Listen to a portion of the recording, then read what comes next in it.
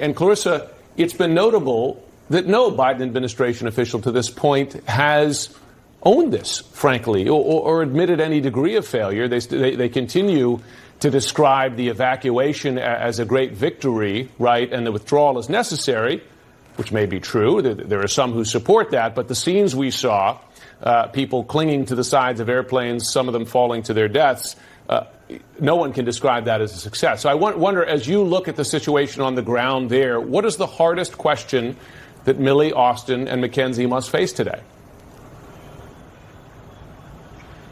Well, I think that the question that many Afghan people very much want to ask, Jim, because there is still a huge amount of bitterness and a lot of heartache and a lot of anger.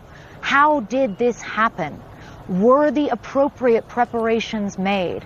Was the U.S. military caught completely off guard? Had it anticipated?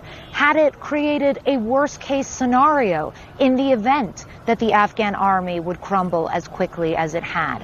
How is it possible that people around the world had been told by President Biden that we would not see chaotic scenes like the ones in Saigon at the end of the Vietnam War again?